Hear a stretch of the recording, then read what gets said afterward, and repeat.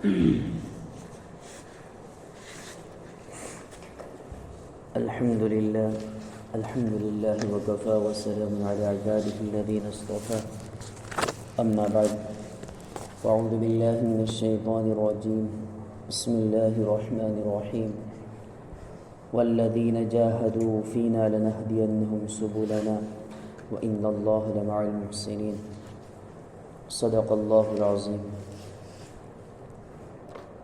محترم عزیزوں، اللہ رب العزت کا بہت بڑا احسان و کرم ہے کہ اس پاک ذات نے ہمیں ایک ایسی دولت سے نوازا ہے جس کی قدر آج ہمارے اندر نہیں ہے، جو وہ ہے ایمان کی دولت۔ دوستوں، ہم جانتے ہیں کہ اللہ رب العزت نے دنیا کے اندر بہت سارے مخلوقات کو پیدا فرمایا۔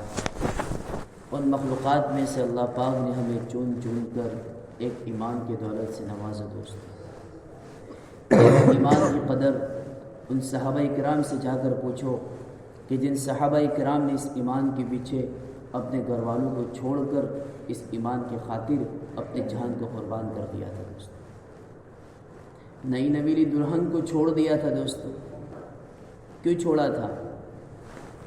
یا پیسوں کی لالچ تھی؟ نہیں دوستوں، ایمان بچانا تھا، ان کو دنیا کے اندر اسلام کو پھیلانا تھا، اس لیے انہوں نے اپنے ہر چیز کو چھوڑ دیا تھا۔ دوستوں، یہ ایمان آج ہمیں ملا ہے لیکن ہمیں قدر نہیں ہے، کیونکہ ایمان ہمیں بغیر محنت کے اور مفت کے اندر مل چکا ہے۔ ماں کی گود کے اندر ہم کو ایمان مل چکا ہے، اس کے نتیجے میں آج ہمارے اندر سے اس ایمان کی قدر نکل چکی ہے۔ دوستوں، آج ہمارے پاس ایمان تو ہے، لیکن یہ ہمارا ایمان ایک صرف شکل و صورت والا ایمان ہے، حقیقی ایمان نہیں ہے۔ دوستوں، حقیقی ایمان نہیں ہے۔ دوستوں، اصل جو ایمان اللہ تعالیٰ کو چاہیے وہ ایمان ہمارے پاس نہیں ہے۔ اس لیے تو اللہ پاک نے قرآن کے اندر فرمایا کہ یا ایھا الذین آمنوا آمنوا، اے ایمان والو تم ایمان لے آؤ۔ ہم ایمان والے ہیں تب بھی اللہ کہہ رہے ہیں کہ ایمان لے آؤ۔ دوستوں، ہم ایمان والے ہیں تب بھی اللہ ہم سے کہہ رہا ہے کہ ایمان لے آؤ۔ دوستوں، کیسا ایمان؟ جیسے صحابہ کرام کے پاس ایمان تھا، ایسا ایمان اللہ کو چاہیے۔ آج ہمارے پاس ایک شکل و صورت والا ایمان ہے۔ اس طریقے سے ایک ہم دنیا کے اندر ایک سیب لے لو، ایک سیب کی شکل جو ہوتا ہے، جو نقلی سیب ہوتا ہے، پورے دکھنے میں بھی سیب جیسا ہی دکھتا ہے، پلاسٹک کا سیب۔ ایک چھوٹے بچے کو دے دوں گے تو کیا سمجھے گا کہ کھانے کی چیز ہے، اور ہم اس کو کھائیں گے، اس کے اندر کوئی مزہ کوئی لذت اس میں نہیں آئے گی۔ کیوں؟ اس لیے کہ اس کی صرف ایک سیب کی شکل صورت ہے، اس کے اندر جو حقیقت ہونی چاہیے، جو مزہ ہونا چاہیے وہ نہیں ہے اس کے اندر۔ اور ایک دوسرا سیب جو حقیقی سیب ہے، وہ سیب کو اٹھا لو اور وہ سیب کھاؤ تو اس کے اندر ہم کو مزہ آئے گا، کیونکہ سیب کے اندر حقیقت معلوم ہے، اس کے اندر حقیقت پڑی ہوئی ہے۔ اسی طریقے سے آج ہمارے اندر جو ایمان ہے وہ حقیقی ایمان نہیں ہے۔ دوستوں، صرف شکل و صورت والا ایمان ہے۔ اسی حقیقی ایمان کس طریقے سے آ جاوے، اسی کے لیے دعوت کی محنت ہے۔ دوستوں، اسی کے لیے دعوت کی محنت ہے۔ انسان دعوت کے کام کے اندر لگتا ہے تو انسان کیا سمجھتا ہے کہ میرے ذمہ ملاقات آئی ہے، میرے ساتھ دو ساتھی ہے کہ چلو میں نہیں جاؤں گا تو دوسرا کر لے گا۔ یہ ہماری غلط فہمی ہے۔ دوستوں، اللہ کے نبی صلی اللہ علیہ وسلم نے ایک کام یوں نہیں کہا تھا کہ چلو صحابہ کرام کر دیں گے، نہیں، اللہ کے نبی صلی اللہ علیہ وسلم نے پہلے آگے بڑھے تھے۔ تو ہمیں بھی اس کام کو لے کر ہم کو چلنا ہے۔ دوستوں، اللہ نے ہمیں اس کام کے لیے چنا ہے، اللہ نے ہمیں ذمہ دار بنایا ہے۔ کیوں بنایا ہے؟ اللہ ہم سے کچھ چاہتا ہے۔ دوستوں، لیکن میری اور ہماری غفلت یہی ہے کہ میرا ساتھی تو میرا کام کر رہا ہے تو مجھے کرنے کی کیا ضرورت ہے؟ نہیں دوستوں، جس طریقے سے ہماری دکان کا کام، ہمارا گھر کا کام ہم خود کرتے ہیں، اس طریقے سے دین کا کام بھی ہمیں خود کو کرنا پڑے گا، ہمیں خود کو کرنا پڑے گا۔ دوسروں کو سونپ دیا اس سے کچھ نہیں ہوگا۔ دوستوں، اور جو انسان صحیح معنوں میں دعوت کے کام کے اندر لگ جاتا ہے تو اس کے دل کے اندر اللہ کا تعلق پیدا ہو جاتا ہے۔ اور جب اس کو ایک اللہ کا تعلق اور ایمان مل جائے تو اس کا ہر کام، جتنا بھی مشکل کام کیوں نہ ہو، اس کا ہر کام آسان ہو جاتا ہے۔ اس سے تو حضرت مولانا الیاس صاحب رحمۃ اللہ علیہ کے بارے میں آتا ہے، وہ فرماتے ہیں کہ دعوت و کام کا مقصد یہی ہے کہ اس سے اللہ کا تعلق پیدا ہو جائے۔ دعوت کا مقصد، دعوت و تبلیغ کا مقصد یہی ہے کہ اس سے اللہ کا تعلق پیدا ہو جائے، اور دوسرا کہ شریعت کو پھیلاوے۔ شریعت کو پھیلانے کا مطلب کیا ہے کہ شریعت کے جتنے بھی کام ہیں، شریعت نے ہمیں جس سے رکنے کا کہا ہے ہم اس سے روکیں۔ شریعت نے ہم کو نماز پڑھنے کا کہا ہے تو ہمارے اندر نماز ہے کہ نہیں، ہمارے گھر میں نماز ہو رہی ہے کہ نہیں۔ آج میرا اور ہمارا کیا حال ہے؟ ہم ہمارے گھر میں تو نہیں دیکھیں گے، اڑوس پڑوس میں دیکھیں گے کہ میرا اڑوس پڑوس والا نماز پڑھ رہا ہے کہ نہیں۔ میرا اور ہمارا حال کیا ہے؟ ہم ہمارے بیٹے کو فجر کی نماز کے لیے نہیں اٹھا سکتے ہیں، ہم ہمارے بیٹے کو فجر کی نماز کے لیے نہیں اٹھا سکتے ہیں۔ اگر فجر کی نماز میں پڑوس والا نہیں آتا، کیا کہتے ہیں؟ تو آج نماز میں نہیں دکھا تھا، خود کا بیٹا نہیں دکھا تھا۔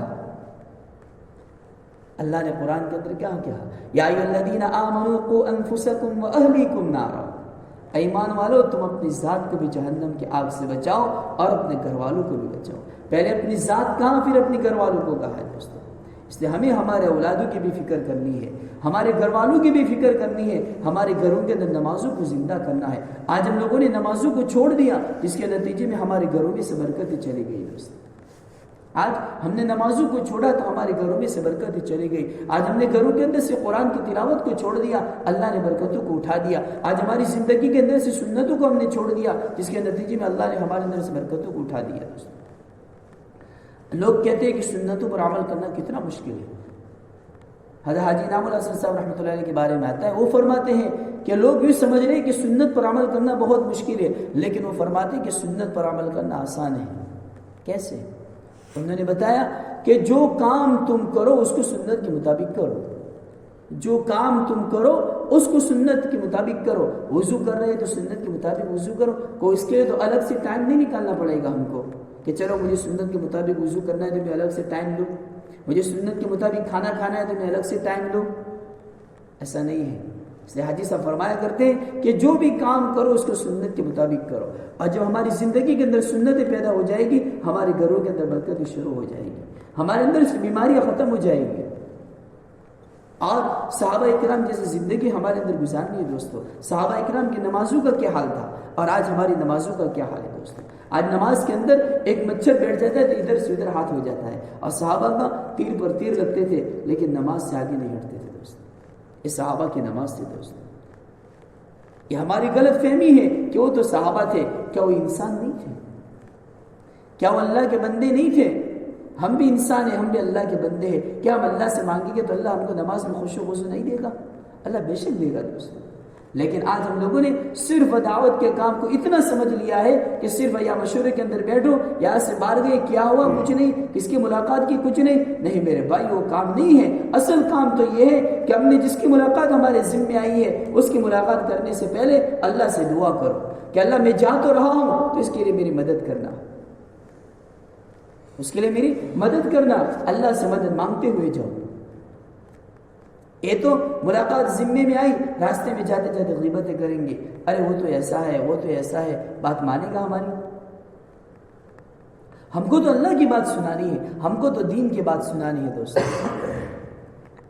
اس لیے ہمیں اللہ سے مانگنا ہے، ہر وقت اللہ کے سامنے رونا ہے۔ آج دعوت کے کام کے اندر لگا ہوا راتوں میں اٹھ کر روتا نہیں ہے۔ حضرت مولانا الیاس صاحب رحمۃ اللہ علیہ یہ ایسے نہیں چمکے تھے، انہوں نے راتوں میں اٹھ کر اللہ سے مانگا تھا دوستو، ایسے کام نہیں بڑھ گیا تھا۔ اس لیے ہمیں بھی اللہ کے سامنے گڑ گڑانا ہے۔ آج ہم نے ایک ملاقات کر دی، پھر رات پڑی، دن ہوا، بھول گئے، کل عشاء کے بعد اس کو دے دیں، کارگزاری دے دیں گے۔ نہیں دوستو، رات ہوئے اٹھے، جس کی ملاقات ہمارے ذمہ آئی ہے اس کے لیے دعا کرے۔ آج وہ نماز میں نہیں دکھا، ملاقات کرے اس کی، کیا فجر میں دکھے نہیں تھے؟ محبت کے ساتھ، یہ نہیں کہ تو فجر میں کیوں نہیں دکھا تھا؟ نہیں میرے بھائی، یہ ہمارا طریقہ نہیں ہے۔ محبت کے ساتھ، کچھ کام تھا کیا؟ آپ دکھے نہیں تھے، محبت کے ساتھ اس کو سمجھاوے۔ ایک مرتبہ ملاقات کریں گے، 2 مرتبہ کریں گے، 3 مرتبہ کریں گے، اس کو دل پر لگے گا کہ یہ ساتھی تو میرے پاس بار بار آتا ہے۔ لیکن میرا اور ہمارا کیا ہو چکا ہے؟ ایک مرتبہ ملاقات کی، اس کو چھوڑ دیا، مہینے کے بعد باری آئے گی۔ اس سے مولوی فرید صاحب بتاتے ہیں کہ جس شخص کی ملاقات کرو وہ اگر نماز میں نہیں دکھتا تو اس کی ملاقات پھر سے کرو، الگ سے اس کی ملاقات کرو، چاہے مشورے میں طے ہوئی ہو، اس سے اس کے دل مسجد کے اندر لگے گا دوستو پھر سے۔ اس لیے ہمیں اپنے آپ کو پہلے آگے بڑھانا ہے، پہلے اپنے آپ کو سدھرنا ہے، پہلے اپنے آپ کو آگے بڑھانا ہے۔ اس لیے آج دیکھو دنیا کے اندر ہر ایک انسان یہ دیکھتا ہے کہ دعوت کے کام کے اندر لگا ہوا کیسا چلتا ہے، اس کا لباس کیسا ہے، اس کا گھر کا ماحول کیسا ہے، اس کے گھر کے اندر سنتیں ہیں کہ نہیں ہے۔ گھروں میں سے تو سنت کے جنازے نکل چکے ہیں، اپنے بدن کے اندر سے سنت کے جنازے نکل چکے ہیں، اور دوسروں کو دعوت دے رہا ہے، دوسروں کی خامیاں نکلتا ہے کہ تو نے سنت کے مطابق ٹوپی نہیں پہنی، تو نے سنت کے مطابق کپڑے نہیں پہنے، تیرے گھر میں سنت کے مطابق یہ کام نہیں ہے۔ یہ دوستو ہمیں ہماری زندگی کے اندر سنت کو لانا ہے دوستو، اور رات میں اٹھ کر اللہ سے مانگنا ہے۔ اس لیے اللہ کے نبی صلی اللہ علیہ وسلم فرمایا کہ من لزم الاستغفار جعل اللہ من كل ضيق ومخرجا ومن كل هم فرجا ورزقه من حيث لا يحتسب، کہ جو شخص استغفار کرے گا، اللہ سے مانگے گا، اللہ سے توبہ کرے گا، اللہ تعالیٰ اس کو ایسی جگہ سے رزق دیں گے کہ اس کو پتہ بھی نہیں چلے گا۔ اگر وہ پریشانی کے اندر ہوگا، مصیبتوں کے اندر ہوگا، اگر وہ استغفار پڑھتا ہوگا سچے دل سے اور اخلاص کے ساتھ اللہ کو مناتا ہوگا، اس کے اللہ ہر کام آسان کر دیں گے۔ لیکن آج میرا اور ہمارا کام کیا ہے؟ نماز پڑھتے تو دوسروں کو دکھلانے کے لیے، تسبیح پڑھتے دوسروں کو دکھلانے کے لیے نہیں میرے بھائی، ہر کام اخلاص کے ساتھ ہو، ہر کام اخلاص کے ساتھ ہو۔ آج اللہ کے راستے میں چلے گئے، 3 دن 4 مہینے چلے لگا دیے، 6 نمبر یاد کر دیے تو کیا سمجھتے ہیں کہ میں سب بڑا ہو گیا؟ میں تو نہیں میرے بھائیو، جماعت میں جا کر 6 نمبر یاد کرانے کا مقصد یہ نہیں ہے کہ تم نے صرف رٹا مار دیا۔ ایمان یاد کیا، ایمان پر ہماری زندگی ہے کہ نہیں؟ علم و ذکر یاد کیا، میری زندگی ذکر ہے کہ نہیں؟ علم ہے کہ نہیں ہے میرے اندر؟ سنت ہے کہ نہیں ہے میرے اندر؟ اخلاص ہے کہ نہیں میرے اندر؟ میرے اندر اخلاق ہے کہ نہیں؟ میں دوسروں کا اکرام کرتا ہوں کہ نہیں کرتا؟ آج ہماری زندگی کے اندر سے اکرام نکل چکا ہے، اخلاق نکل چکے ہیں دوستو، اس لیے تو حالات ہمارے پر آئے ہیں دوستو۔ مواعظ درد محبت کے اندر اس اخلاق اکرام کے متعلق واقعہ لکھا ہوا ہے کہ مولانا عبد الغنی فنفنی رحمۃ اللہ علیہ کے پاس ایک شخص آیا، وہ دیہات میں رہنے والا تھا، ان کو اس سے کوئی تعلق نہیں تھا، وہ جانتے بھی نہیں تھے، ان کا شاگرد بھی نہیں تھا، ان کا مرید کچھ نہیں تھا۔ وہ آیا اور کچھ پوچھنے لگا، مولانا نے اس کو غصے میں کہا کہ تو یہاں سے جانے، تو میرا شاگرد نہیں، کچھ نہیں، تو میرے پاس کیوں آ جاتا ہے؟ اس طریقے سے غصے میں اس کو ڈانٹا۔ وہ شخص اپنی جگہ سے اٹھ کر چلا گیا۔ پھر آگے لکھا ہے کہ مولانا عبد الغنی فنفنی رحمۃ اللہ علیہ کو جب احساس ہوا کہ تو میرا شاگرد نہیں تھا اور کچھ جانتا بھی نہیں تھا، یہ کچھ کام کے لیے آیا ہوگا میرے پاس، میں نے اس کو کیوں ڈانٹ دیا؟ تو وہ نکلے اس کو ڈھونڈنے کے لیے، پھول پھول جہاں رہتے تھے مولانا، وہاں سے لے کر 20 سے 30 کلومیٹر دور جگہ تھی، وہ جو انسان آیا تھا ملنے کے لیے دیہاتی، وہاں سے پھول پھول سے چلتے چلتے چلتے وہاں پر گئے، پورا دن ہو چکا لیکن وہ انسان ملا نہیں، رات ہو چکی ابھی تک ملا نہیں۔ پھر آخری رات ہوئی تو دیکھا کہ انسان کھیت کے اندر ہے، تو مولانا پہچان گئے کہ تو یہی آدمی ہے۔ اس دیہاتی آدمی نے کہا کہ مولانا آپ کو یہاں آنے کی کیا ضرورت تھی؟ مجھے بلا دیا تو میں آپ کے پاس آ جاتا۔ مولانا نے کیا جواب دیا کہ میں نے غلطی کی تھی۔ کیا کہا؟ میں نے غلطی کی تھی، اس لیے میں تجھ سے معافی مانگنے آیا ہوں، میں تجھ سے معافی مانگنے آیا ہوں۔ پھر آگے لکھا ہے کہ پھر ان کو کچھ اسی رات دوسرے دن جب مولانا عبد الغنی فنفنی رحمۃ اللہ علیہ رات میں سوئے تو ایک طرف اللہ کے نبی صلی اللہ علیہ، ایک طرف حضرت علی رضی اللہ تعالیٰ عنہ کی کشتی اور ایک طرف اللہ کے نبی صلی اللہ علیہ وسلم کی کشتی خواب میں دیکھ رہے ہیں اور ایک سمندر پر سفر کر رہے ہیں۔ حضرت علی رضی اللہ تعالیٰ عنہ کی کشتی میں مولانا عبد الغنی فنفنی رحمۃ اللہ علیہ بیٹھے ہوئے ہیں۔ اللہ کے نبی صلی اللہ علیہ وسلم وہاں سے آواز دے رہے علی سے، اے علی عبد الغنی کی کشتی کو میری کشتی سے لگا دے، میری کشتی سے لگا دے۔ مولانا عبد الغنی فنفنی رحمۃ اللہ فرماتے ہیں کہ اس وقت جب کشتی کی دونوں آواز ہوئی، ایسی آواز ہوئی تھی کبھی بھی میں نے ایسی آواز نہیں سنی تھی، اتنی سریلی آواز تھی۔ کہاں سے ملا؟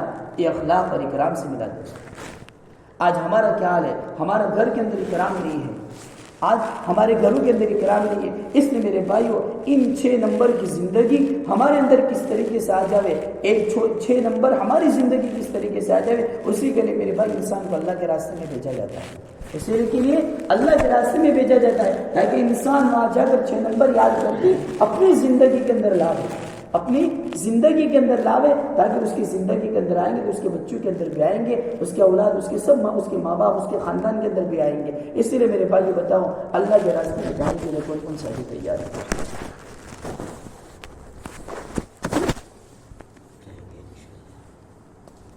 ارادہ کر